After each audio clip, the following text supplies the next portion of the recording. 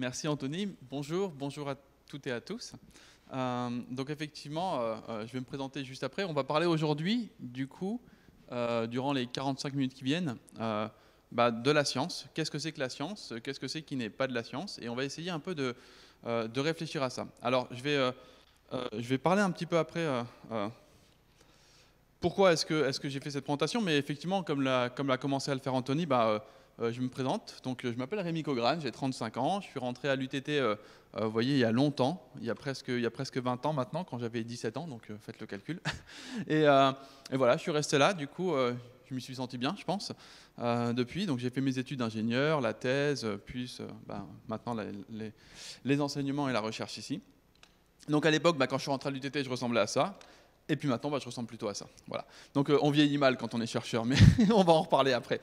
Mes recherches, du coup, portent sur... je vais pas en parler très longtemps, mais c'est juste pour me présenter 2 minutes. Portent sur la détection d'informations cachées dans les images. Donc c'est quelque chose qui ressemble un petit peu à de la cryptographie, que j'enseigne par ailleurs. Les méthodes sont un petit peu différentes, mais globalement, vous imaginez qu'on prend une image, on cache un message dedans, et puis on l'envoie ensuite, histoire de pouvoir communiquer de façon discrète, invisible. Dans certains contextes, ça peut être utile. Et puis, on peut essayer éventuellement de détecter quand quelqu'un communique des messages cachés dans des images. Donc, j'enseigne effectivement l'informatique, les mathématiques et donc la cryptographie qui se trouve un petit peu entre les deux. Alors, si je viens parler aujourd'hui de qu'est-ce que c'est que la science, comment on fait la science dans le laboratoire, n'hésitez pas surtout à me poser des questions. Plus on n'est pas très nombreux, donc c'est plutôt sympa. Si vous avez une question, je pense, vous pouvez m'arrêter, il y a des micros, et me poser une question durant la présentation. Enfin, en tout cas, j'en serais très heureux. Et puis, il y a même une boîte de chocolat. Et on a toujours, enfin, moi, j'ai toujours une règle dans ces cas-là, une question, un chocolat. Comme ça, au moins, les gens sont un peu moins intimidés pour poser une question dans ce grand amphithéâtre. Alors, du coup, je disais, donc, je ne suis pas du tout philosophe, moi je suis scientifique, j'ai été formé ici, je fais beaucoup de statistiques, beaucoup de mathématiques dans mes recherches. Alors, ça peut paraître un peu étonnant de faire une présentation sur le thème « Qu'est-ce que c'est que la science ?» alors qu'en fait, ce n'est pas du tout mon domaine. Et je pense que c'est important de le préciser, je vais sûrement dire des bêtises ce soir, mais c'est quelque chose qui me tient à cœur de parler de ça aujourd'hui. Alors, pourquoi parler à la fête de la science de autre chose que ce que je fais en recherche? Donc ça fait effectivement 10 ans que je fais la fête de la science à l'UTT, que je parle de mes recherches, que j'essaye de montrer au travers d'expériences un petit peu ludiques comment les mathématiques peuvent être utilisées dans la vie de tous les jours. C'est des choses qui paraissent parfois un petit peu abstraites, les statistiques aussi. Et puis ça fait des années quand même que je me pose la question de... J'aimerais bien qu'on parle un petit peu à la fête de la science finalement d'un sujet un peu plus difficile, peut-être un peu plus pointu, je ne sais pas comment dire ça. Qu'est-ce que c'est que la science? Finalement, c'est quoi le travail d'un chercheur? Et est-ce que le travail d'un chercheur en science, c'est faire de la science?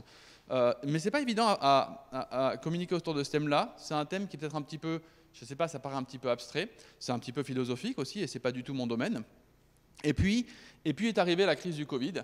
Et au début, comme beaucoup de gens, j'ai eu un peu d'espoir qu'on puisse parler de qu'est-ce que c'est que la science, comment on fait la science, et puis je pense que, je ne sais pas si vous avez la même vision que moi, mais ça a été un peu catastrophique la façon dont on a parlé de la science. On a parlé surtout autour de gens qui se prenaient la tête et qui s'engueulaient avec des arguments qui étaient plus ou moins tous moisis.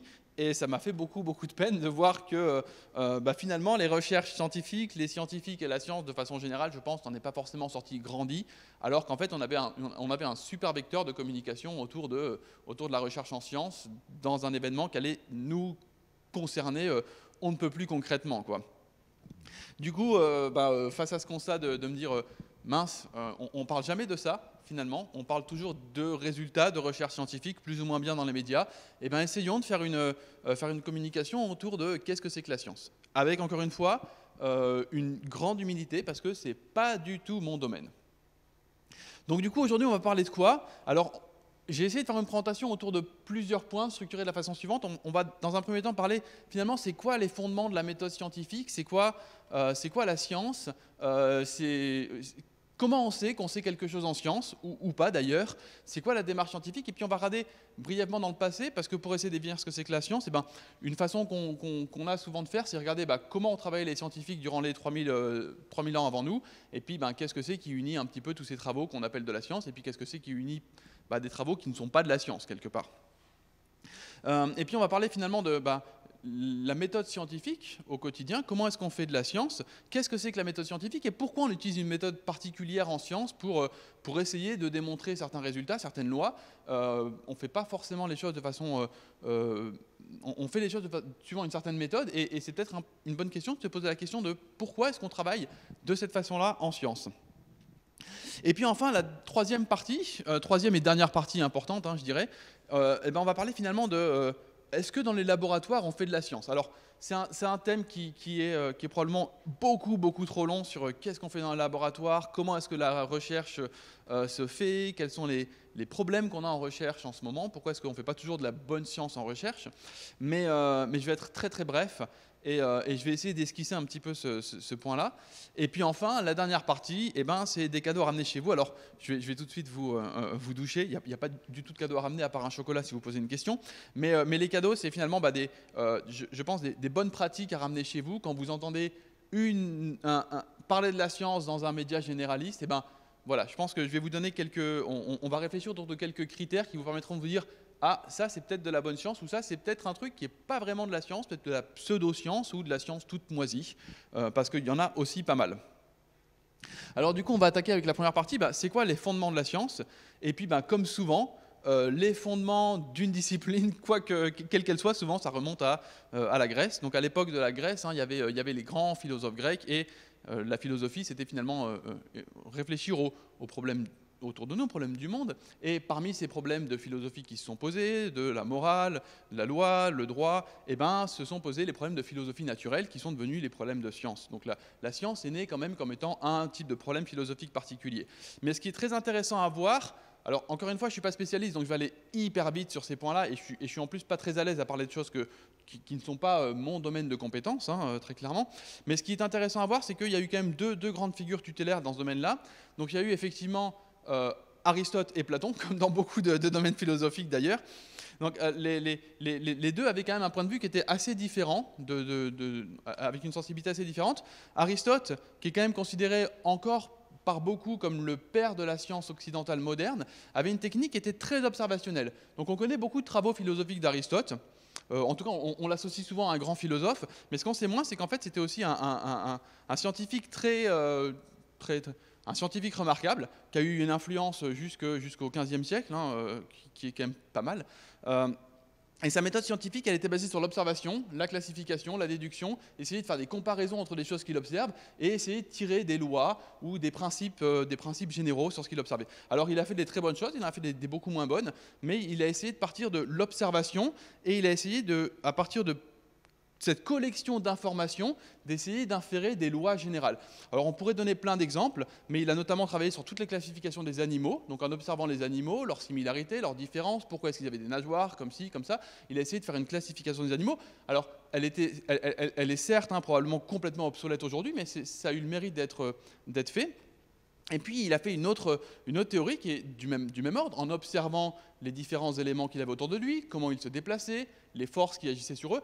Il a eu cette fameuse théorie des 4 éléments qu'on connaît tous, je pense, l'air, le feu, la terre et l'eau, avec cette espèce de théorie comme quoi il y en a qui doivent être plus bas que d'autres, et du coup, il y a des forces qui les attirent à rester dans leur place. Alors, ça fait un peu mystique comme ça, mais c'était la théorie, on va dire, sur laquelle il est arrivé à partir de ces observations.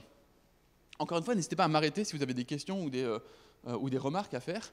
Et puis, donc la seconde figure tutélaire, qui était Platon, qui avait une méthode assez différente, plutôt que de partir sur des observations et d'essayer de faire des déductions de ces observations. Platon était plutôt quelqu'un qui avait au cœur de sa philosophie scientifique ce qu'on appelle la dialectique, le dialogue. Donc l'idée, c'était d'essayer d'échanger, de se mettre autour d'une table, on pourrait dire aujourd'hui, et de parler d'un sujet, et d'essayer d'avoir un contradicteur en face qui présente des arguments, et de présenter des contre-arguments, et d'essayer comme ça de réfléchir conjointement en présentant arguments et contre-arguments pour essayer d'aller contre ce qui est appelé à l'époque, on va dire, la sagesse populaire, quelque part, les préjugés qu'on pourrait avoir, ce qu'on appelait la doxa, mais c'est un terme un peu peut-être compliqué à expliquer, mais voilà, l'idée c'était vraiment, à travers cette espèce de dialogue qu'on pourrait avoir avec un contradicteur, essayer de mutuellement devenir un peu plus sage, de prendre en compte les arguments de l'autre, et pour essayer de voir un petit peu où est-ce que se trouve la vérité. Donc c'est ces deux points de vue qui sont assez différents quand même, entre l'un qui est basé sur une observation minutieuse, attentive des faits finalement qu'on peut avoir autour de nous, et un autre qui est basé sur plus une espèce de contre-argumentation qu'on pourrait avoir avec un contradicteur. Et ce qui est intéressant, c'est que typiquement, quand on essaie de définir qu'est-ce que c'est que la science, on n'a pas vraiment une réponse. Est-ce que l'un est plus scientifique que l'autre? Les deux sont des définitions possibles de la méthode scientifique ou font partie de ce qu'on appellerait aujourd'hui une démarche scientifique. Parce que avoir une observation de faits et essayer d'en tirer des lois, c'est clairement l'un des principes de ce qu'on fait en science, mais avoir aussi en face des contradicteurs, des gens à qui on vient présenter les lois, qui viennent dire mais peut-être que tu n'as pas considéré tel élément que je vais te présenter, ça fait aussi partie d'une démarche qu'on a quotidiennement en science. Mais c'est une démarche qui est quand même assez polymorphe, assez compliquée à définir.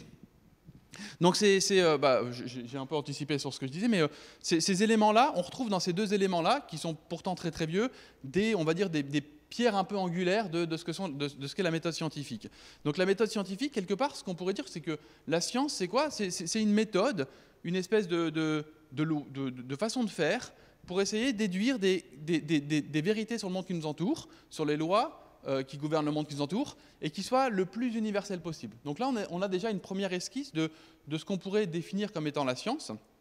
On recherche une vérité, une loi sur les phénomènes qui nous entourent, la physique des phénomènes qui nous entourent, et qui soit le plus universel possible. Donc typiquement, une loi qui n'est valable que pour vous, à 3 à l'UTT aujourd'hui, ce ne serait pas quelque chose qui serait considéré comme scientifique. Il y a un besoin d'universel quand même dans ce que c'est que la science. Et puis cette recherche-là, on l'a fait en se basant sur plusieurs points, mais sur des travaux scientifiques et sur ses propres observations, et sur des argumentations, des confrontations qu'on pourrait faire avec des personnes qui travaillent sur le même sujet.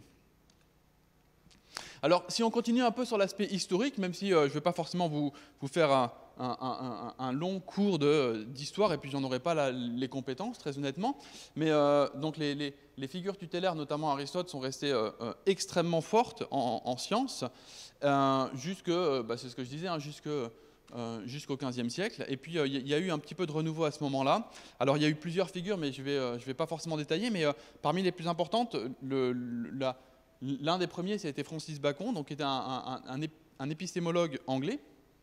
Et Francis Bacon, il a commencé à comprendre un point qui est assez important, c'est que les scientifiques, quand ils recherchaient, donc dans leur travail de recherche de lois, ils commettaient souvent des erreurs. Et il a essayé d'un peu systématiser les erreurs qui pouvaient être commises par les scientifiques. Et donc, il a appelé ça, alors c'est des termes un peu compliqués peut-être à définir, mais il a appelé ça des idoles, qui étaient en fait finalement tous les biais, toutes les constructions sociales qu'on peut avoir, qui peuvent nous faire penser qui peuvent nous tromper dans cette recherche de vérité, quelque part. Alors, il en a défini plusieurs, qui sont les constructions sociales qu'on peut avoir, les constructions religieuses, soi-même, mais je vais pas forcément détailler, mais c'est quelque chose qui est assez important, et c'est quelque chose qui reste vrai aujourd'hui. C'est-à-dire que quand on essaye de comprendre un phénomène, on part souvent d'un préjugé, on part souvent d'une idée qui peut être sociale, qui peut être, en France, on a une culture qui fait qu'on va avoir tendance à penser telle chose. On va avoir peut-être une éducation religieuse qui va avoir tendance à nous faire penser telle chose. Mais en tout cas, le principe étant que les observations, quand on essaye de les interpréter, il y a un passage entre l'observation et le fait d'en faire une théorie, qui est l'interprétation, et que cette interprétation-là, souvent, elle est loin d'être objective. Et ça, c'est quand même un point qui est assez fondamental aujourd'hui, et dont on va reparler tout de suite après. Donc, le meilleur exemple qu'on pourrait avoir en termes d'histoire des sciences et de construction sociale qui a eu un rôle important dans l'histoire des sciences, et ça va nous amener à d'autres considérations, c'est l'histoire de Galilée, que vous connaissez sûrement, je pense. Galilée, donc, qui est cette personne qui a été le premier à postuler, ou souvent on la résume comme ça, c'est pas tout à fait vrai, mais c'était l'une des premières personnes qui a postulé donc l'héliocentrisme, le fait que la Terre ne soit pas le centre de l'univers, mais que la Terre tourne autour du Soleil. En général, on présente Galilée comme ça. Alors, et ce qu'on présente souvent, c'est que le fait que Galilée, c'est grâce à ses observations et sa lunette qu'il a réussi à tirer ces lois, notamment le fait que le Soleil et la Terre tournent autour du Soleil. Alors en fait, souvent on a l'image d'un Galilée qui est empêché par la religion de proposer ses lois, malgré le fait qu'on a des vérités qui semblent évidentes devant nous. Et en fait, l'histoire de Galilée est beaucoup, beaucoup plus compliquée que ça. Ça faisait des siècles qu'il y avait ce débat entre héliocentrisme et finalement... qu'il y avait ce débat entre la Terre, centre de l'univers, ou la Terre qui tourne autour du Soleil. Je crois, mais il faudrait vérifier, que Ptolémée, qui était déjà un grec d'Égypte, avait fait cette observation que si vous êtes en mer et que deux bateaux se croisent, vous n'avez aucun moyen de savoir quel est le bateau qui avance par rapport à l'autre, si le premier bateau est fixe et le second avance, ou si c'est l'inverse. Et de cette observation, Ptolémée, sur la base de cette argumentation, Ptolémée avait argumenté déjà pour dire je n'ai aucune raison de penser que la Terre est au centre de l'univers ou que la Terre tourne autour du Soleil en regardant le mouvement relatif de la Terre et du Soleil de mon point de vue. Et c'est quelque chose qui avait déjà été postulé presque 2000 ans avant Galilée. Mais on a souvent cette représentation-là, et ça, c'est typiquement quelque chose qui fait partie des constructions sociales qui nous ont été apprises et qui ne sont pas forcément vraies, mais qui nous font avoir une certaine interprétation dans les faits qu'on peut avoir autour de nous. Alors cette histoire-là, elle est aussi intéressante à double titre, c'est qu'elle nous montre aussi souvent la façon dont on enseignait les sciences et l'image qu'on peut avoir des sciences dans la vie de tous les jours, on va dire, comment les sciences sont présentées en général. Et on a souvent l'image d'une espèce de scientifique qui arrive tout d'un coup avec une nouvelle théorie qui vient bouleverser, qui n'est pas crue et qui malgré tout a raison contre tout le monde. Et ça, c'est un point qui est assez souvent mis en avant dans les sciences. Dans les sciences, on a souvent le type qui vient, dans l'histoire telle qu'on la décrit souvent des sciences, on a souvent le type qui vient faire une découverte un peu par accident, un peu par hasard. On pensera peut-être à Newton avec sa pomme, ou à Aristote avec son bâton dans le bain, avec son bateau dans le bain, qui s'écrit Eureka. En fait, la science, ça marche pas du tout comme ça non plus dans la vraie vie. Mais c'est aussi des constructions qu'on a et qui sont pas totalement vraies. Voilà, c'est un peu ce que je disais là, c'est l'histoire de Galilée, c'est simpliste et c'est pas forcément vrai. Donc Galilée, quand il a postulé un petit peu l'héliocentrisme, il y avait déjà eu des travaux qui avaient été faits avant, il y avait déjà eu les observations de Tycho Brahe qui étaient extrêmement précises, il y avait déjà les lois de Kepler qui expliquaient certains phénomènes, et en fait Galilée finalement, il a pas apporté grand-chose quelque part en termes de science. Le seul truc qu'il a apporté, c'est la loi de la chute des corps, et je suis pas sûr que ce soit pour ça que vous connaissez Galilée forcément. Donc il y a les sciences telles qu'elles sont faites, et puis il y a aussi la façon dont on raconte les sciences. Et souvent, on en reparlera après, mais souvent on a plutôt tendance à se rappeler d'une histoire des sciences qu'il nous a racontée, parce qu'une histoire c'est facile à retenir, ça raconte quelque chose, alors qu'en fait les tables d'observation de Galilée et tous les calculs qu'il a fait, je ne suis pas sûr qu'on s'en rappellera très, très, très souvent. Et pourtant c'est quand même le principal point de Galilée. Mais une histoire qui est plaisante, c'est plus facile à raconter, c'est plus facile à retenir. Et puis enfin, dernier point un peu sur cet aspect peut-être abstrait sur c'est quoi la science, comment est-ce qu'on fait pour dégager des vérités en science. Alors je suis très partiel dans mes choix, mais j'ai essayé de présenter quelques points saillants. Il y a eu deux grandes attaques quand même sur ce qu'on appelle l'épistémologie, sur la philosophie des sciences. La première attaque, c'était celle de Hume, David Hume, qui est un philosophe écossais du 18e, pardon, qui a constaté que les observations, c'est une façon de produire des connaissances qui est pas forcément très bonne, et notamment le fait qu'une observation ou une suite d'observations ne peut jamais amener à une connaissance qui soit certaine. Et l'exemple que prenait David Hume, alors il est peut-être un peu rigolo cet exemple-là, je ne sais pas, mais l'exemple de David Hume, c'était le canard qui voit tous les jours un fermier lui donner à manger. Il a tendance à penser que le fermier, c'est un type qui est super gentil parce qu'il vient lui donner tous les jours à manger. C'est une espèce de dieu qui arrive tous les jours avec un seau et qui lui donne plein d'avoine. Jusqu'au jour où le fermier, il arrive, il n'y a pas de seau, puis il vient lui tordre le cou. Et ce jour-là, le canard, il se rend compte qu'il n'avait pas forcément raison de croire que le fermier était une espèce de dieu qui venait lui apporter tous les jours à manger. Alors, c'est pas forcément un exemple qui est très parlant, mais l'autre exemple que prend David Hume, c'est est-ce que finalement, en voyant le soleil se lever tous les jours, je suis fondé à poser comme loi le fait que le soleil doit se lever tous les jours parce que je l'ai toujours vu se lever le matin. A priori, c'est pas si évident que ça. Et finalement, la question qui a été mise en œuvre, c'est qu'est-ce que c'est qui me permet, à partir d'une suite d'observations, de produire une loi universelle. Alors, il y a plein d'autres choses dans les travaux de Hume, mais il y a notamment cette espèce d'attaque en disant, mais en fait, finalement, essayer de tirer des lois à partir d'observations, c'est pas si facile que ça.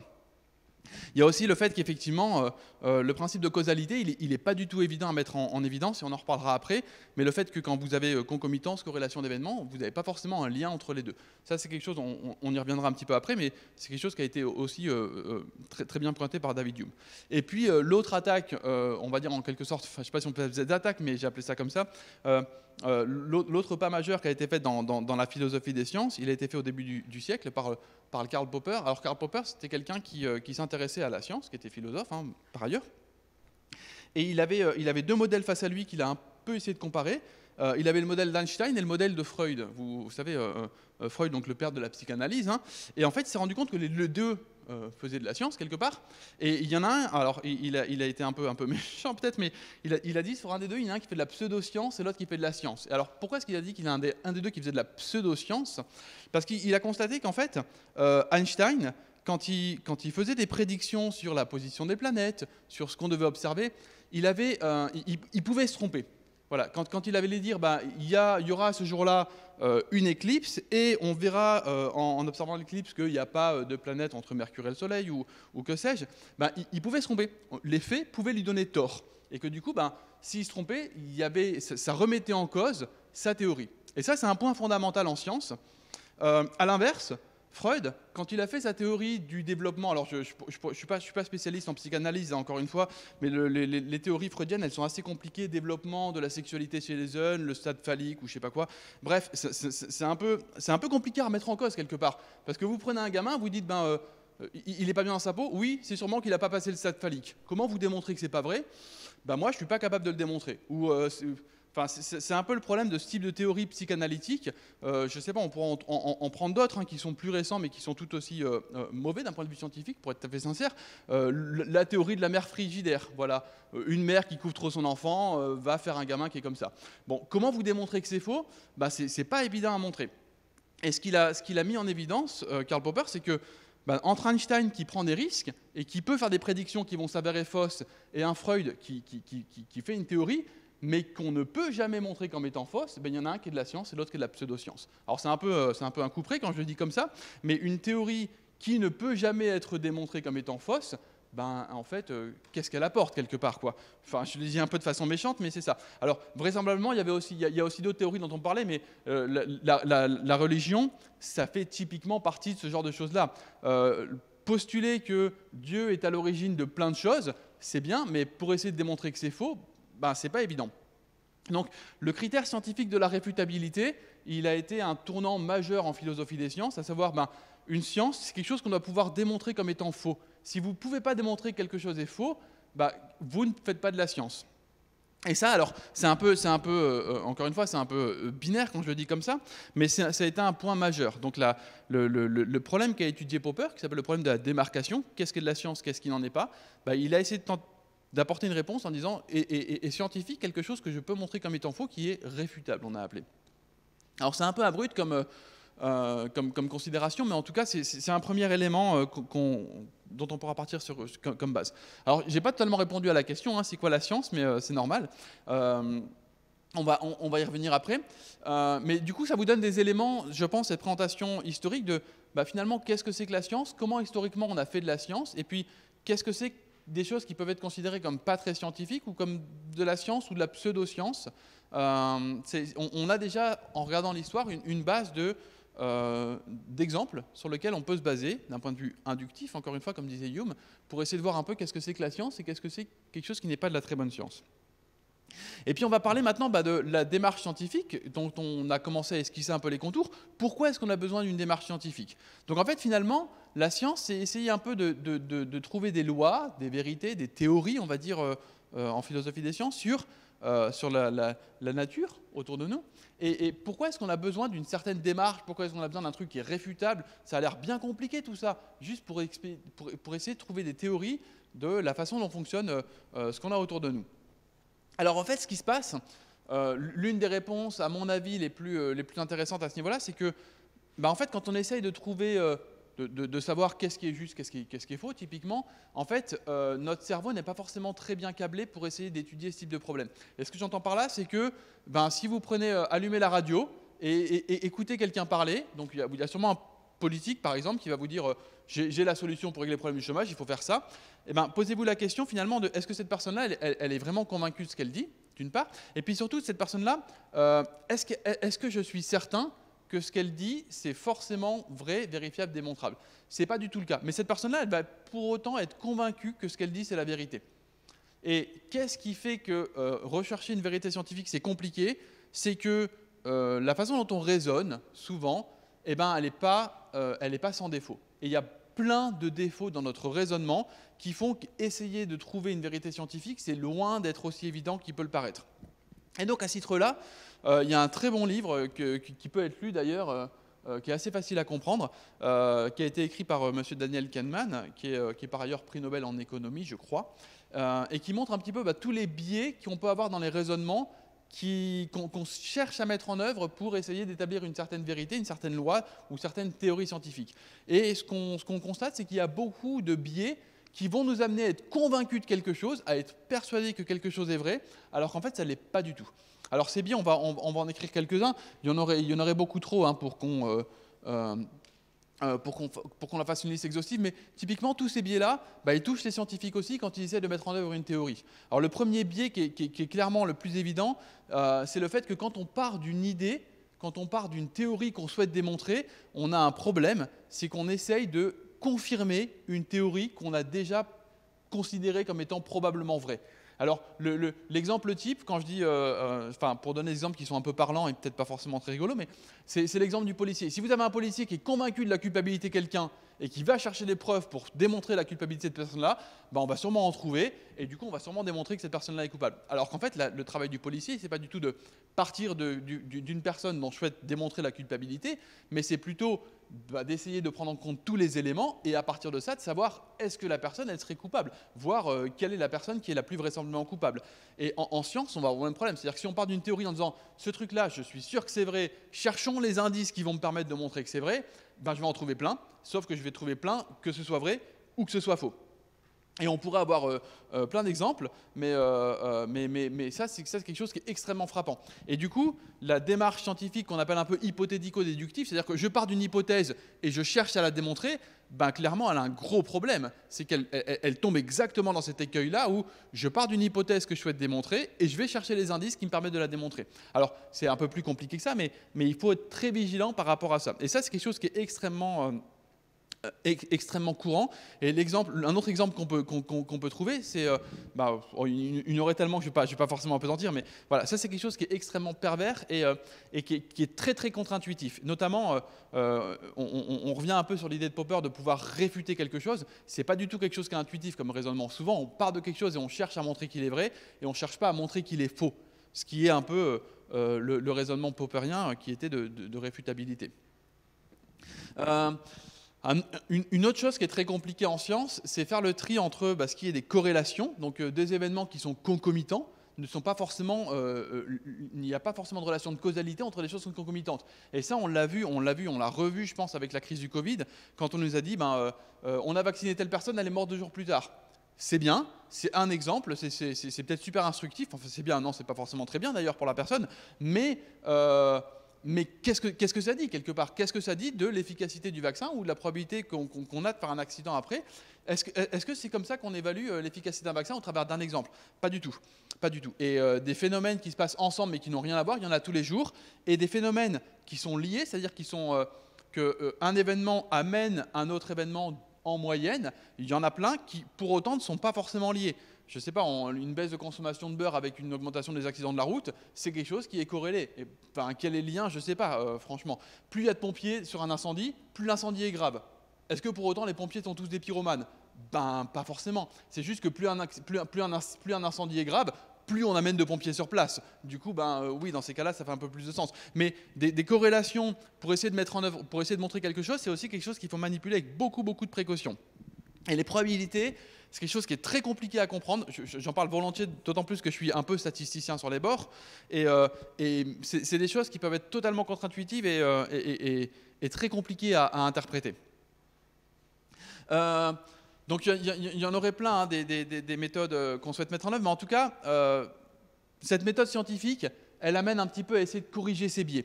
Maintenant, ce qui est certain, c'est que dans la vie de tous les jours, c'est dans les médias, ou de façon générale en science, on a rarement une étude qui démontre quelque chose de façon définitive, et souvent, il n'est pas facile pour nous, dans la vie de tous les jours, de faire le lien entre la bonne étude qui démontre quelque chose qui est fiable et une étude qui n'est pas forcément très, très claire. Encore une fois, comme je l'ai dit, ben, il y a des corrélations qui mettent en évidence des phénomènes qui sont liés, et puis il y en a d'autres qui ne mettent pas forcément en évidence des phénomènes qui sont liés. Donc je ne sais pas comment vous prenez ça, mais moi qui suis scientifique, je suis des fois j'ai beaucoup de mal des fois à faire le lien, à faire le tri entre des articles qui donnent des éléments qui sont factuellement vrais et des articles qui donnent des éléments qui sont un peu du n'importe quoi. Alors je vous ai mis 2 exemples ici. Vous voyez, encore une fois, hein, dans les éléments un peu grand public qu'on a pu trouver, il y a eu des études qui ont démontré des liens, donc qui ont démontré des liens, hein, entre vaccination et autisme. C'était notamment l'étude de Wakefield en 1998, je crois. Je peux vous donner mes transparents après, hein, si vous voulez, j'ai aucun problème par rapport à ça. Donc, ces études-là, elles ont démontré des liens. Il y a eu le ministère de la Santé, je pense, qui a arrêté une campagne de vaccination contre l'hépatite B, à l'époque où j'étais enfant encore. Cette étude-là, elle a été remise en cause. Cette étude-là, elle a été rejetée. Mais, donc, du coup, est-ce qu'il y a un lien ou pas? Moi, en tant que personne qui n'y connaît rien sur le sujet, je suis un peu confus. Et puis, en même temps, il y a la justice qui indemnise quelqu'un qui a reçu ce vaccin en estimant qu'il y a eu un préjudice. Alors là, du coup, moi, je ne sais plus quoi penser, parce que l'étude, elle est censée être fausse, mais en même temps, la justice indemnise derrière. Donc là, moi, je suis un peu perdu. Pareil, moi, je suis un peu perdu quand j'entends parler de l'homéopathie, parce qu'il y a des gens qui disent que ça ne marche pas, mais il y a des gens qui disent qu'il y a aussi des labos qui font pression pour que ça marche. Donc tout ça, c'est un peu compliqué de faire de faire le tri. Et finalement, la méthode scientifique, on va dire que c'est une façon comme une autre d'essayer de faire le tri entre différentes études et d'essayer de donner un facteur de qualité entre ces différentes choses-là. Pourquoi est-ce que je dis ça? Parce que finalement, quand on essaie de se pencher sur ces questions-là, alors sur les questions que j'ai pris en exemple, mais sur d'autres, on pourrait se demander finalement pourquoi il y a des études qui vont dans un sens, pourquoi il y en a qui vont dans l'autre sens.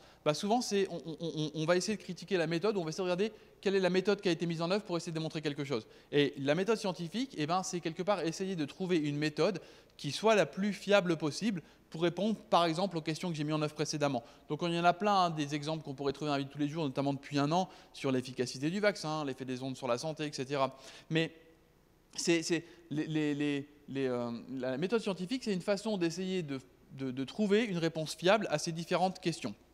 Et puis, l'autre chose aussi qui est assez compliquée peut-être à voir, c'est que cette méthode scientifique, elle ne permet pas facilement de répondre à une question du style comment est-ce que ça marche? Pourquoi est-ce que ça marche comme ça? En fait, la méthode qu'on souhaite mettre en œuvre souvent, c'est plutôt d'essayer de dire qu'est-ce que je peux tirer de cette observation comme interprétation et essayer de répondre à pourquoi ça marche comme ça, ce n'est pas vraiment le but de pas mal de questions scientifiques qu'on se pose. Je voudrais prendre un exemple.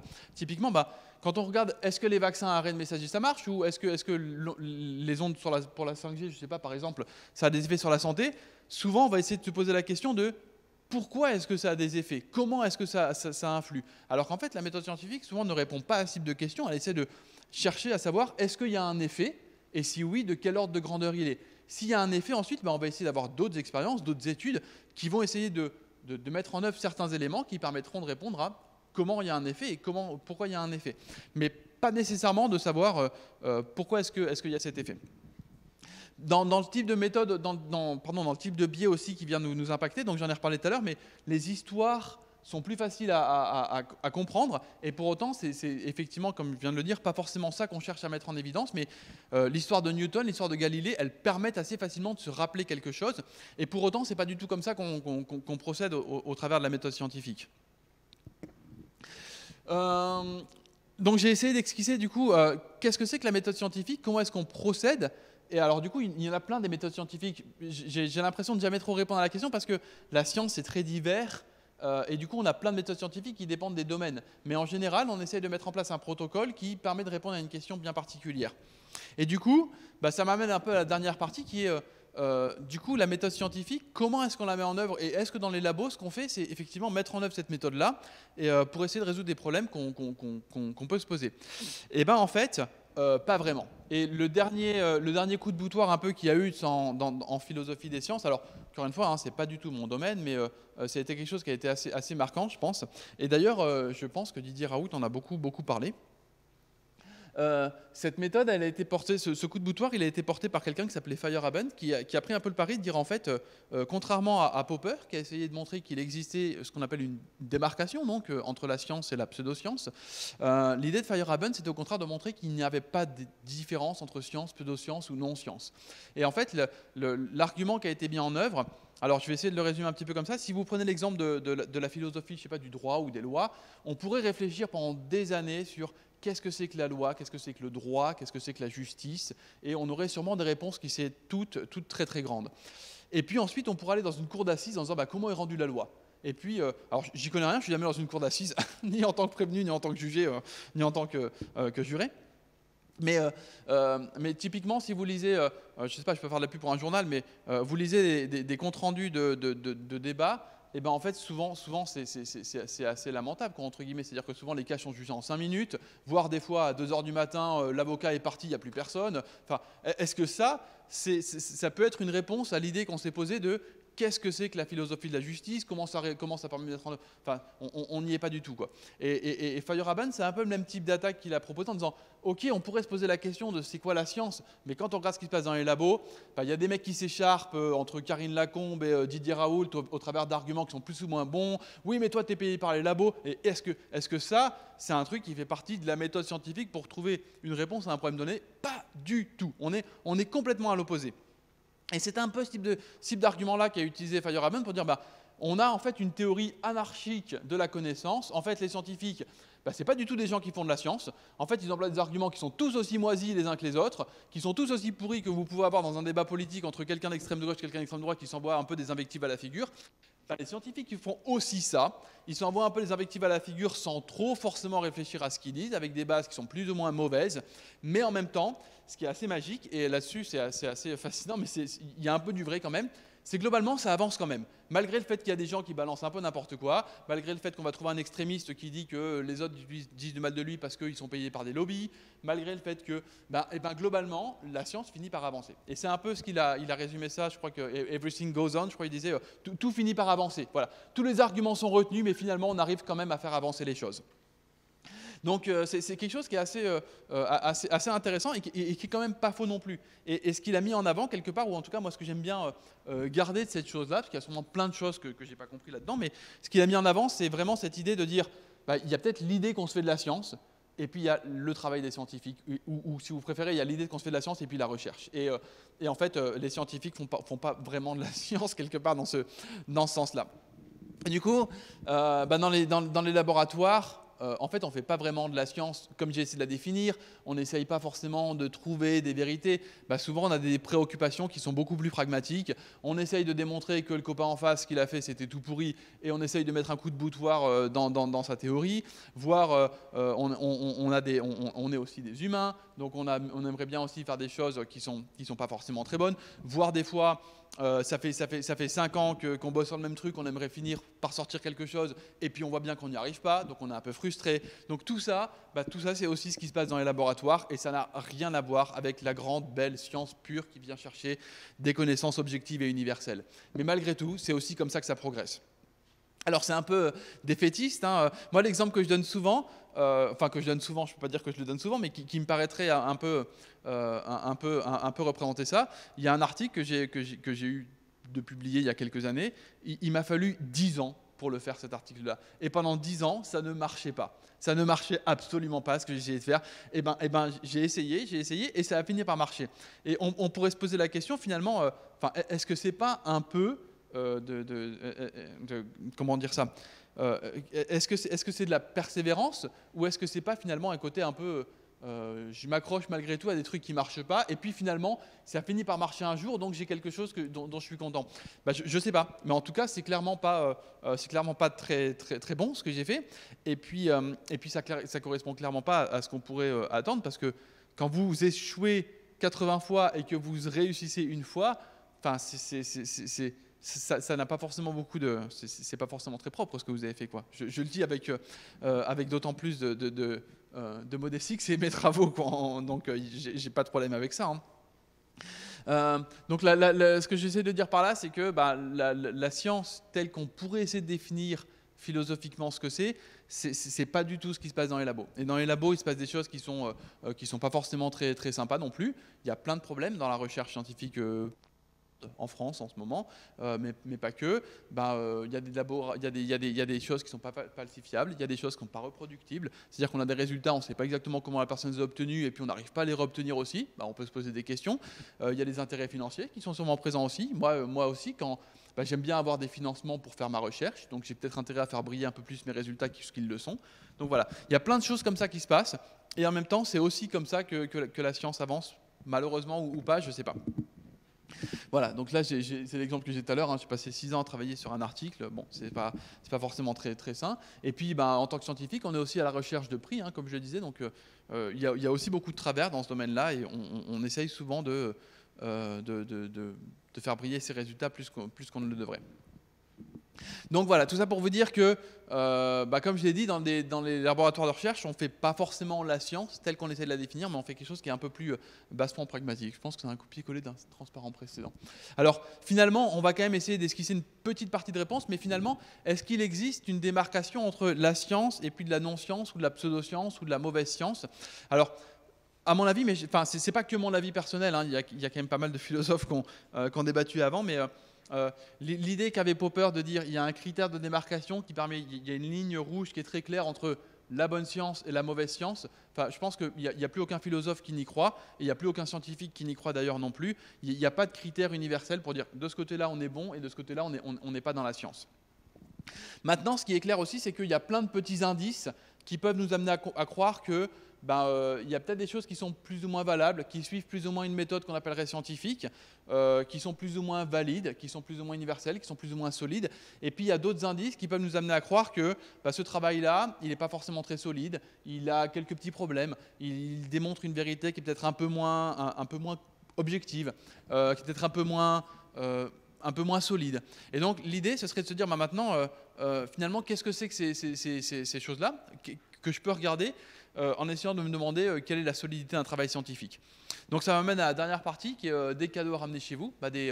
Les cadeaux, c'est finalement des pistes de réflexion pour savoir quand vous voyez un article qui parle de la science, ou quand vous entendez parler de la science, ou si vous voyez le résultat d'une étude paraître quelque part, est-ce que c'est une bonne étude ou pas, et qu'est-ce qu'on peut mettre en œuvre, peut-être même dans la vie de tous les jours, je pense, outre l'évaluation d'un travail de recherche, dans la vie de tous les jours, quand vous entendez un politicien parler, par exemple. Qu'est-ce que vous pouvez en tirer? Je prends un exemple dont je vais parler après, mais un exemple d'actualité. Il y a, je pense, une employée de Facebook qui a témoigné contre Facebook. Je pense que vous en avez entendu parler. Alors, c'est super édifiant, apparemment, ce qu'elle dit, et c'est très bien que ces choses-là soient dites. Maintenant, quel élément de vérité ça amène sur le comportement de Facebook? Franchement, j'en ai aucune idée, mais je suis après convaincu d'une chose, par exemple, c'est que un témoignage individuel d'une personne, même bien placé, même très très bien placé et connaissant parfaitement le fonctionnement de Facebook, je ne suis pas sûr que ce soit une vérité scientifique, très honnêtement. Cette personne-là, elle peut être biaisée, elle peut avoir été virée de façon complètement malpropre et avoir les dents contre Facebook, et je ne sais pas du tout, moi je ne la connais pas cette personne-là. En tout cas, ce qui est clair, c'est qu'un témoignage d'une personne isolée, ça ne fait pas office de procès judiciaire. Et je n'ai aucune raison de penser a priori que cette personne-là a plus raison que Mark Zuckerberg quand il se défend en disant que ce n'est pas vrai. Voilà, c'est juste un exemple comme ça, mais c'est pour vous montrer que, a priori, les éléments dont j'ai discuté jusqu'à présent, en fait, ils sont valables en science, mais je pense qu'ils ont une portée qui est un peu plus générale que juste en science.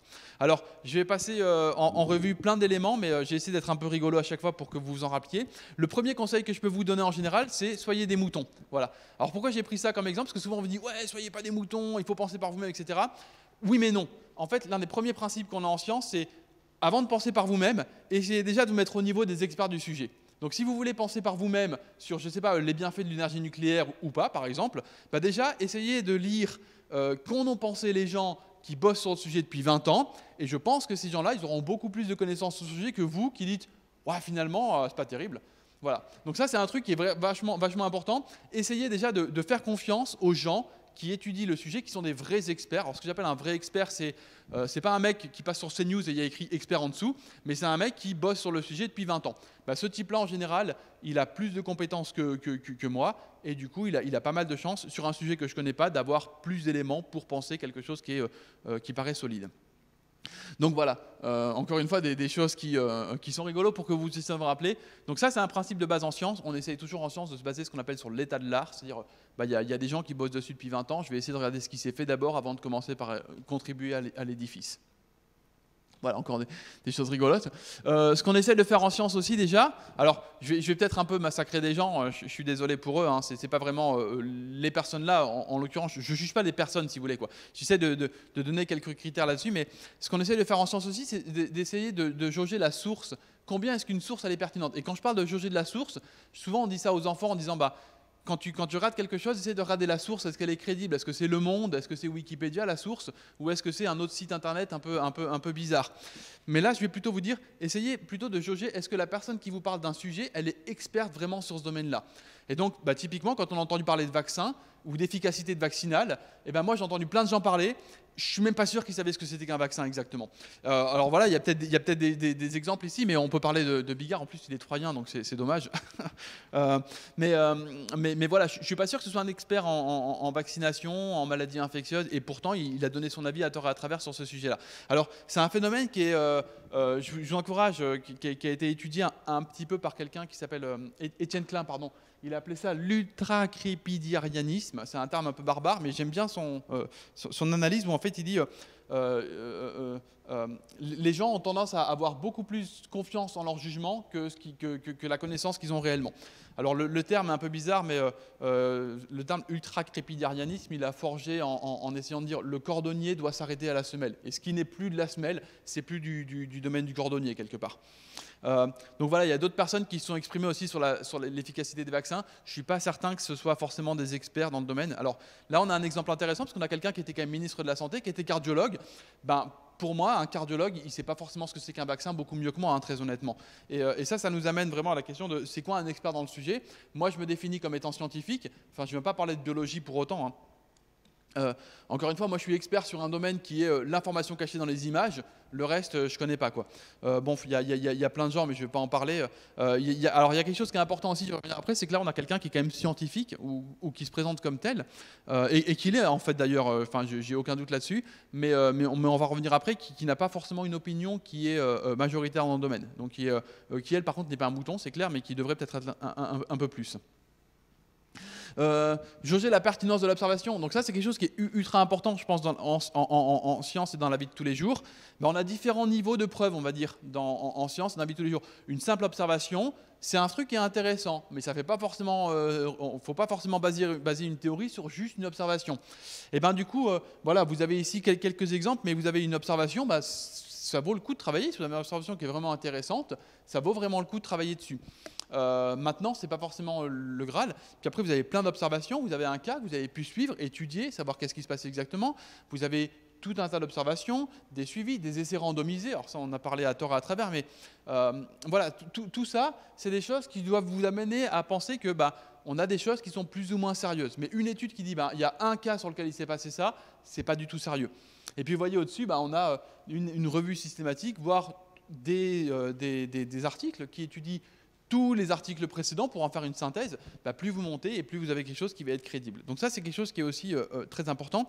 Mais clairement, une étude, ça ne fait pas une vérité, quoi. Alors j'ai mis des choses un peu dans le désordre, mais il y a cette courbe-là qui est toujours assez rigolote, qui est une vraie courbe, pour le coup, qui est issue de travaux psychologiques, qui vous montre un peu, vous voyez ici en ordonnée, vous avez la confiance que les gens ont dans leur jugement, et puis ici en abscisse, vous avez la connaissance que les gens ont vraiment. Mais en fait, ce qui est assez rigolo, c'est qu'on s'attendra à ce que le truc soit à peu près droit, quoi. Du genre, plus les gens ont des connaissances, plus ils sont confiants. Et en fait, vous voyez, et pour le coup, c'est pas moi, hein, c'est une vraie étude, c'est un effet qui est assez connu, qui s'appelle l'effet de Dunning-Kruger, qui est bien documenté par les psychologues, qui montre qu'en fait, c'est pas du tout linéaire. On n'a pas du tout une relation entre la connaissance et la confiance qu'ont les gens eux. Mais en fait, on a une espèce de courbe comme ça. Alors, vous voyez, il y a des noms un peu rigolos qui ont été donnés, le monde, la stupidité, la vallée du désespoir, etc. Mais ce que ça montre, c'est qu'en fait, vous voyez, on a toujours tendance, quand on ne connaît pas un sujet, à en entendre parler pendant 2 heures, puis à dire bon, ça a l'air facile à comprendre ce machin, les vaccins à ARN messager, bon, ça va, j'ai compris quoi. Alors qu'en fait, on n'y connaît rien, on ne sait pas ce que c'est qu'un vaccin, on ne sait pas ce que c'est que l'ARN, on ne sait pas ce que c'est qu'une cellule, on ne sait pas ce que c'est que... Enfin, moi en tout cas, j'en sais rien si vous voulez. Et pourtant, quand on entend un mec qui nous en parle pendant 1 heure, ça a l'air facile à comprendre et on a l'impression qu'on connaît bien. Mais en fait, on n'y connaît pas grand-chose. Et ça, c'est un phénomène qui est assez bien documenté, donc il faut en avoir conscience et il faut essayer de rester modeste face à ses connaissances quelque part. Et voilà. Alors, une autre chose qu'on peut avoir dans la vie de tous les jours aussi, c'est de se dire, dans la démarche scientifique, il y a quand même un truc qui est intéressant, je pense qu'on peut essayer d'avoir dans la vie de tous les jours, c'est, outre le fait d'essayer de rester humble, c'est de se dire finalement, dans la démarche scientifique, en tout cas, on essaie d'avoir une démarche qui serait la suivante. Avant de commencer une expérience, pour éviter d'essayer de chercher des preuves d'un truc qu'on cherche à démontrer, comme je disais tout à l'heure, on part de la théorie puis on cherche des preuves pour démontrer, ce qu'on essaye de faire pour éviter ça, c'est plutôt de se dire, quels sont les éléments, quel est le bon critère pour juger si quelque chose fonctionne? Je ne sais pas, vous souhaitez étudier l'efficacité d'un médicament, c'est des choses qui sont assez faciles à comprendre, je pense, puis qui nous parlent bien, de l'homéopathie. Quels sont les bons critères pour juger un médicament? Puis ensuite, quelle est la bonne étude pour mesurer ces critères-là? Et souvent, quand on regarde les arguments, c'est pas du tout comme ça qu'on raisonne. Souvent, nous, on se dit, je suis assez convaincu que ça, et puis maintenant, j'essaie de voir des arguments qui vont me pousser à avoir plus de conviction. Là, je vous ai mis un exemple, vous voyez, ça, c'est un argument, je pense qu'on a entendu à tort et à travers, au tout début, en tout cas au moins de la crise du Covid, mais est-ce que le prix d'une boîte de médicaments, c'est un bon argument pour juger l'efficacité d'un médicament? Enfin, pour moi, il n'y a aucun lien entre les deux. Peut-être qu'il y en a, je ne sais pas. Mais c'est clairement pas le bon argument, quoi. C'est clairement pas comme ça qu'on regarde est-ce qu'une thérapie, elle est efficace sur une maladie, quoi. Alors, une autre chose qui est hyper importante, alors j'en ai parlé un peu dans tout ce que j'ai dit, mais une autre chose qui est hyper importante, c'est clairement savoir être modeste.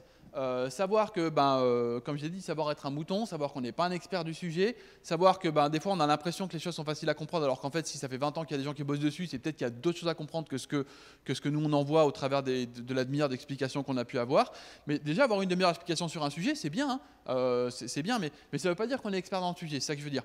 Donc savoir être humble, ne pas avoir de certitude, et puis savoir remettre en cause ses certitudes. Ça, c'est quelque chose qu'on a quand même en science. A priori, le travail du scientifique, c'est aussi de remettre en cause les certitudes qui ont été faites avant, c'est vrai, mais du coup, humblement, savoir se dire qu'on n'est pas forcément un expert dans le sujet, et puis se dire qu'on n'a pas forcément de connaissances dans le sujet, ou ne pas avoir de certitude du tout. C'est pas quelque chose qui est facile à comprendre, c'est pas quelque chose qui est facile à mettre en avant non plus, dire je sais pas, parfois on a l'impression qu'on passe un peu pour des cons quand on dit je sais pas quoi, alors qu'en fait c'est juste être modeste, et c'est quelque chose qui est plutôt sain en fait. En tout cas en science, c'est quelque chose qui est plutôt bien. D'autres choses, encore une fois, en tout cas, alors ça c'est un vrai truc sur lequel il faudrait qu'on travaille, je pense, dans l'enseignement de la science et des technologies, c'est éviter des prises de position qui sont pour ou contre. Et en fait, savoir qu'en général, une vérité scientifique, mais dans la vie de tous les jours aussi, c'est vraiment pour ou contre. Alors, j'ai des exemples, vous voyez, qui sont un peu simples. Alors, l'aspirine, bon médicament ou pas, l'aspirine, ça part donc de l'acide salicylique, ça part du sol. Est-ce que l'aspirine, c'est un bon médicament? Ça a des effets positifs, ça a des effets négatifs. Et si on est passé de l'acide salicylique à l'acide acétylsalicylique, c'est justement parce qu'on s'est rendu compte que l'acide salicylique, certes, ça soignait les maux de tête, mais ce n'était pas terrible. Donc on a apporté des améliorations, on va dire, à cette molécule-là pour amoindrir un petit peu les effets secondaires et puis améliorer les effets désirés. Mais tout ça pour vous dire qu'il n'y a pas des trucs qui sont bien, des trucs qui ne sont pas bien, mais que globalement, il faut essayer de savoir que on n'a pas forcément ne pas avoir une vue binaire sur les choses. Voilà, c'est un peu ce que je dis là. Passer d'une vue où on a oui-non à une vue qui est tout un continuum entre le oui et le non. Et ça, pour le coup, alors je vais être un peu méchant quand je dis ça, mais il y a des psychologues qui considèrent que c'est un des plus hauts niveaux d'intelligence quelque part. Savoir se dire, en fait, non, augmenter les impôts, c'est pas forcément bien. Non, c'est pas forcément pas bien. Mais se dire, il y a des effets positifs, il y a des effets négatifs. Et puis, entre les deux, c'est compliqué de mesurer ça. Donc ça, c'est vraiment quelque chose qui est fondamental en science et dans la vie de tous les jours, je pense aussi. Ne pas être manichéen et essayer d'avoir des positions qui sont un petit peu mesurées. Et puis alors, je ne vais pas en donner plein, mais faites attention au traitement des études scientifiques aussi dans la presse généralisée. Voilà, moi j'ai tendance à dire, quand vous lisez un article qui commence par « selon une nouvelle étude », à mon avis, ne lisez pas l'article. Parce que, comme j'ai dit tout à l'heure, une étude, c'est le niveau le plus bas de preuve. Donc c'est un peu comme vous dire, selon le témoignage de mon voisin, bon, ok, mais pas beaucoup plus, quoi. Par contre, suivant 25 années d'études, là pour le coup, ça vaut un peu plus le coup.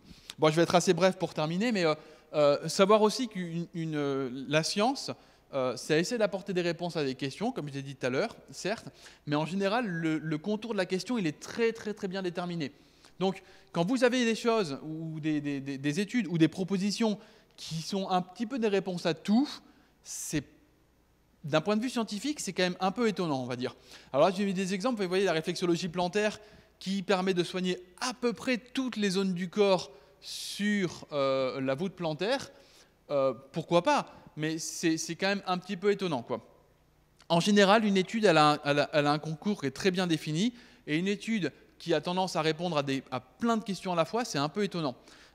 Donc là, je l'ai mis dans le cas de la santé, parce que la santé, c'est quand même le truc dont on parle le plus souvent, je pense, en sciences. Mais voilà, une étude, tracer les limites d'une étude, c'est important. Savoir que les relations de causalité, elles ne sont pas simples et que du coup, il y a plein d'études qui peuvent être un peu biaisées par ça. Donc là, je mis l'exemple avec le café parce que c'est évident, mais la caféine, c'est typiquement un truc, est-ce que ça a un effet positif ou négatif? On lit un peu tout et son contraire, et en fait, on lit peu de gens qui disent qu'ils ne savent pas, pour le coup, alors que ça serait peut-être un peu mieux. Et puis enfin, quand j'ai tracé les limites d'une étude, elle n'a jamais vocation, comme je l'ai dit, une étude, c'est le niveau le plus bas de preuve en science. Hein. Donc une étude, elle n'aurait jamais a priori vocation à vous dire, ce truc-là, c'est sûr, ça marche comme ça. Enfin, ou alors, ce n'est pas une bonne étude de mon point de vue. Mais clairement, une étude, elle a plutôt pour vous dire, nous, on a essayé de contribuer en amenant un tout petit peu de connaissances sur ce sujet-là. Là, pour le coup, on a une étude qui serait un peu plus fiable. Donc là, j'ai mis des exemples d'études qui sont pas forcément les très bonnes études, mais vous voyez, quand on dit le Wi-Fi, c'est un tueur, une étude, clairement, elle vous donnerait jamais un résultat aussi définitif que ça, quoi. Éventuellement, elle vous dirait, on a trouvé un effet des ondes sur un marqueur biologique, ou on a trouvé un effet des ondes sur, pas forcément sur la santé d'ailleurs, mais un effet des ondes sur la biologie. Déjà, ce serait déjà pas mal. Actuellement, on n'en connaît pas quand même, hein, à ma connaissance en tout cas. Vous voyez, quand on parle aussi d'insecticides tueurs d'abeilles, une bonne étude, elle aurait tendance à avoir une réponse qui serait un peu plus mesurée que ça.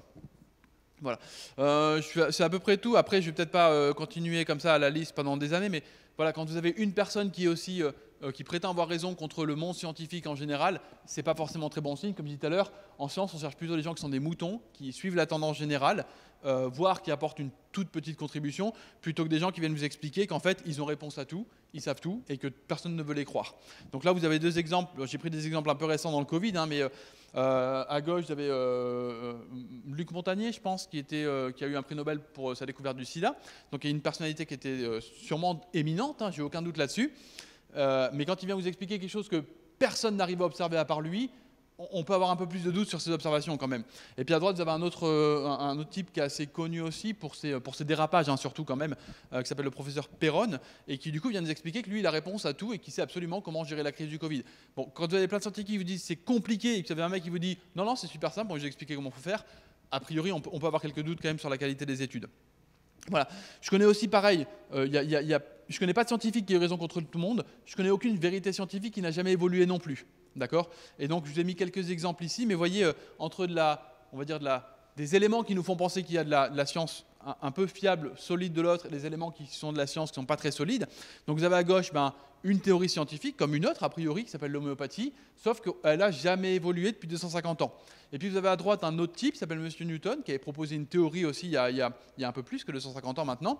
Et sa théorie, elle a été étudiée, et puis elle a été complétée, corrigée, elle a évolué depuis 250 ans.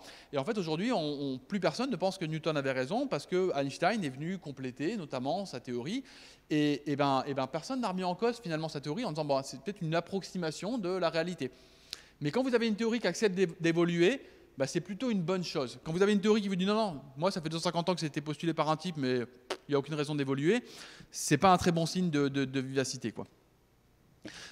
Et ce que je veux dire par là aussi, encore une fois, une dernière chose, et puis après je vais m'arrêter, c'est qu'en science, le consensus, c'est pas un vain mot. Quand vous avez, donc là je vous ai mis l'exemple, vous voyez l'exemple du changement climatique, quand vous avez 97% des scientifiques qui bossent sur un sujet, qui sont convaincus et qui vous disent ouais, il y a des signes évidents pour montrer que, a priori vous avez un consensus, c'est-à-dire que tout le monde est d'accord sur un sujet, et vous avez ici, à mon avis, peut-être le plus haut niveau de preuves scientifiques. Donc ce n'est pas un vain mot quelque part le mot de consensus, et encore une fois, ça revient à ce que je disais tout à l'heure, soyez des moutons, essayez d'écouter les gens les consensus scientifiques. Ça par exemple, c'est pas un consensus scientifique. Quand vous faites un sondage pour savoir si les Français ils pensent que la chloroquine ça marche, c'est pas vraiment comme ça qu'on fait avancer la connaissance. Voilà. Donc j'ai essayé, et je vais m'arrêter là, de définir un petit peu ce que c'était que la science, notamment comment on procédait, quel type de questions on essayait de répondre, et puis il n'y a pas une réponse universelle sur ce que c'est que la science, ce que c'est que la patience ou ce que c'est que la mauvaise science, mais en tout cas on peut avoir différents critères qui peuvent nous amener à penser que certaines choses sont solides méthodologiquement et certaines choses qui le sont moins sont peut-être moins intéressantes ou demandent à être un peu plus travaillées, voire demandent à être pas travaillées du tout. Mais on n'a pas d'éléments. C'est difficile de définir un truc en disant c'est quoi une voiture ? Est-ce qu'un camion c'est une voiture ? Est-ce qu'un camping-car c'est une voiture ? Où est-ce que vous mettez la limite ? Est-ce que c'est à 2 tonnes 5, 2 tonnes 6, 2 tonnes 7 ?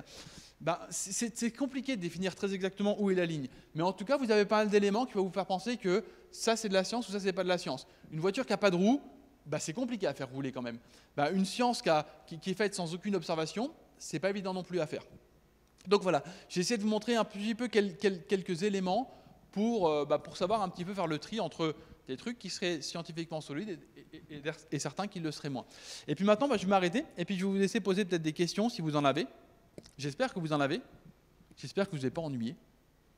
Et du coup, pour toutes les personnes qui posent une question, un chocolat.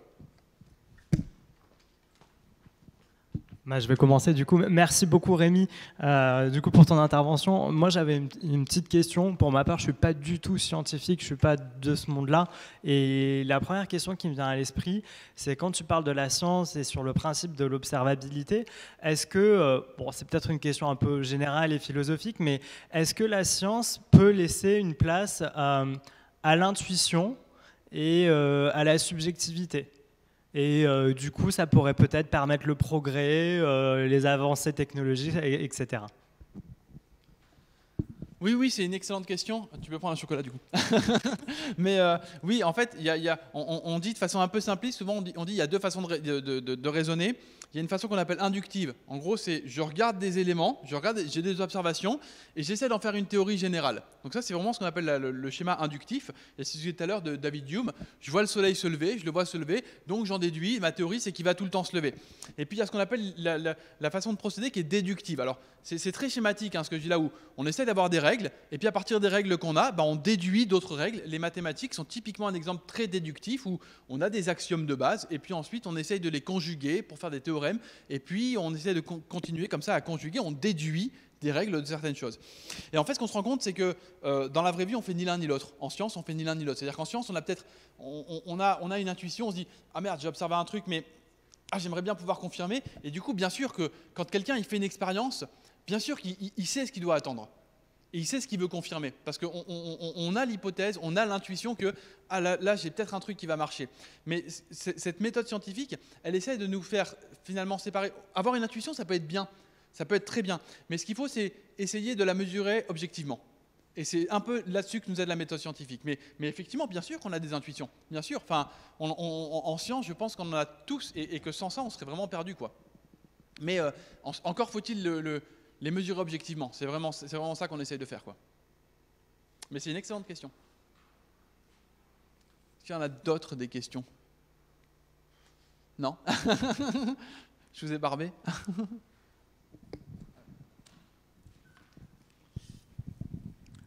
Alors avant la question, la remarque, je trouve ça dommage de faire une conférence de cette qualité à cette heure-ci, parce que du coup moi j'ai dû quitter très tôt finalement mon travail pour pouvoir y assister, exceptionnellement, et je pense que s'il n'y a pas beaucoup de monde, c'est parce qu'à cette heure-ci les gens sont encore au travail. Donc la prochaine fois peut-être penser à la faire à 18h30 ou quelque chose comme ça. Bon. Ma question elle est basée sur, elle est sur le critère de réfutabilité de Popper dont vous avez parlé, même si on peut le critiquer, Feuerbach, etc., est-ce que c'est quand même pas un des indices dont vous parlez qui est peut-être le plus marquant et le plus significatif pour voir si quand même on a affaire à quelque chose qui ressort de la science ou quelque chose qui ressort de la pseudo-science ou d'autres choses? Et comme on a parlé de Newton, la théorie de la gravitation de Newton, si elle a été effectivement remise en cause par Einstein, on peut quand même toujours se servir de ces calculs, ça fonctionne bien. Et donc j'ai envie de dire peut-être que le critère de réfutabilité, est-ce que c'est pas un peu comme la théorie de Newton, c'est-à-dire que dans l'absolu, effectivement, c'est pas l'idéal, mais pour, comment dirais-je, pour s'en servir comme ça un petit peu au quotidien, ça fonctionne bien, quoi, peut-être finalement. C'est clair, c'est une très bonne remarque. Du coup, vous avez droit à un chocolat. Mais non, c'est une très bonne remarque. Il est clair que le critère de réfutabilité de Popper est effectivement, ce serait un peu injuste de dire qu'il est complètement dépassé, quoi. Clairement pas. Merci, tiens. En même temps que tu donnes le micro, est-ce que tu peux donner le chocolat? mais non, c'est une bonne boussole. Il est clair que c'est une très bonne boussole. En fait, quelque part, on va dire qu'en termes philosophiques, on aurait, ce qu'on peut critiquer, c'est l'idée d'avoir un seul critère qui serait un peu universel, absolu. En plus, les sciences, c'est quand même très divers. Quand on parle de sciences, on pense effectivement souvent plutôt Newton, mais il y a aussi des sciences qui sont beaucoup plus compliquées. Il y a des sciences sociales, il y a la géographie. C'est compliqué de faire quelque chose qui est réfutable en géographie, mais en tout cas, c'est des sciences que je ne connais pas. Mais j'imagine volontiers que dans les sciences un peu plus humaines, ça devient beaucoup plus compliqué de faire la part des choses. Il est clair qu'en mathématiques, on arrive assez facilement à faire le lien entre, à poser les choses. Et je pense que dans des sciences qui sont, entre guillemets, moins dures, c'est plus délicat. Et c'est peut-être dans ces catégories-là, notamment, où le critère de réfutabilité de Popper devient beaucoup plus compliqué à mettre en œuvre. Mais dans les sciences un peu dures, il est clair que ça reste une excellente boussole, hein, et que, oui, quelque chose qui n'est pas réfutable est quelque chose qui n'est pas un bon signe. Après, peut-être pour compléter un peu la réponse, mais là-dessus, c'est peut-être plus mon opinion. Là. Encore une fois, je ne suis pas du tout philosophe, hein, donc c'est des questions qui sont compliquées pour moi. J'ai envie de dire que c'est une condition nécessaire mais non suffisante. C'est-à-dire qu'avoir quelque chose qui n'est pas réfutable, c'est clairement problématique, quoi. Maintenant, ce n'est pas parce que quelque chose est réfutable que c'est forcément de la bonne science non plus, quoi. C'est un peu comme ça que je le vois. C'est une condition nécessaire mais non suffisante, je dirais, en tant que mathématicien, quoi. Je ne sais pas si ça vous va comme réponse. Oui, très bien.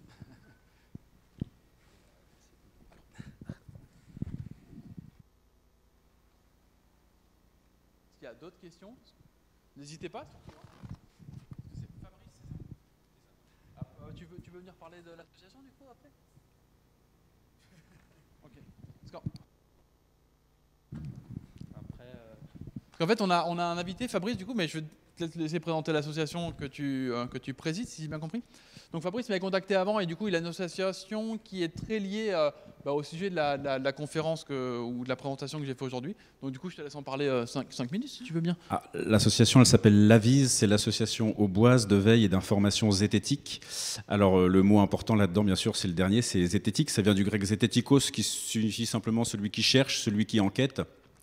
C'est une association qui souhaite simplement promouvoir les outils de la méthode scientifique pour essayer de donner un peu à tout à chacun un mode d'emploi justement pour faire le tri entre ce qui relève des affirmations vraies, fausses, scientifiques ou pas scientifiques, des traitements dont on a parlé aussi qui peuvent être efficaces ou pas efficaces.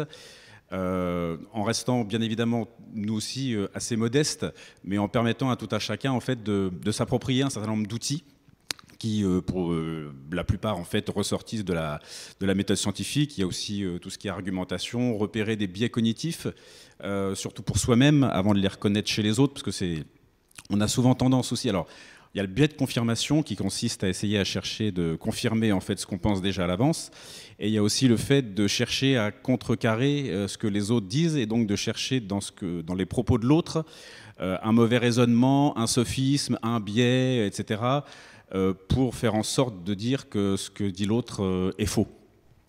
Donc peut-être qu'on peut faire des erreurs, on ne sait pas pour ça que ce qu'on dit est faux non plus. Et donc les biais de confirmation, c'est surtout se les appliquer à soi-même, de faire en sorte de tenir soi-même des bons raisonnements, d'éviter de faire des sophismes. Et donc voilà, donc cette association-là, elle est aussi en lien avec... des liens, je dirais, amicaux avec une autre association qui s'occupe des personnes qui sont victimes d'emprise sectaire, qui s'appelle l'ADFI. Et donc voilà, on est une petite association, hein, on est 4-5 pour le moment. Et donc on cherche un petit peu à se développer, et donc on fait des ateliers café philo, on fait des conférences, des choses comme ça. Donc voilà. Merci.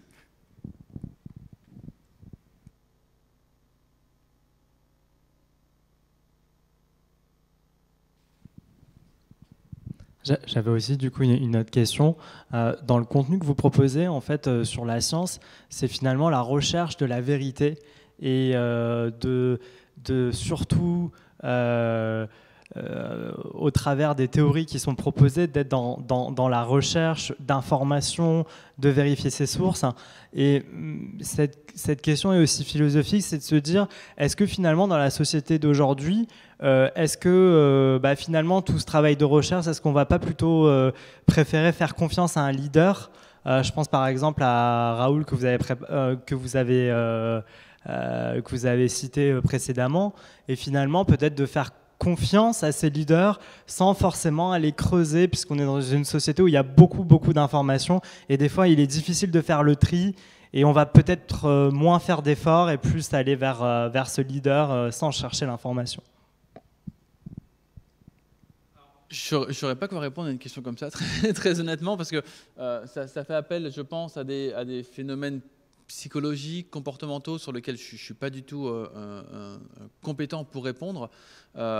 Maintenant, je ne sais pas si la présentation que j'ai faite aujourd'hui, elle avait pour but d'aborder ce type de sujet ou d'aller un peu contre ça.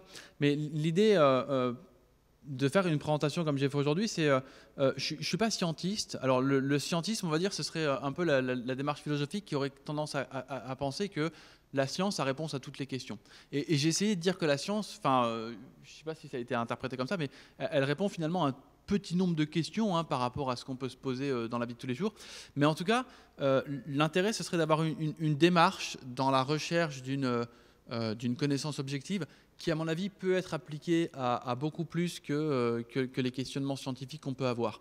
Et je pense que c'est un peu le but de l'association de veille et d'information zététique auboise. Je n'ai pas mis forcément les mots dans le bon ordre, mais l'idée, c'est un peu ça. Et c'est notamment pour ça que je pense que ce type d'association a un rôle fondamental, c'est que les raisonnements qu'on peut avoir quand on essaye de mettre en œuvre une démarche scientifique, on peut essayer de l'avoir aussi quand on essaie de dire, j'aime bien, j'aime bien Maradona.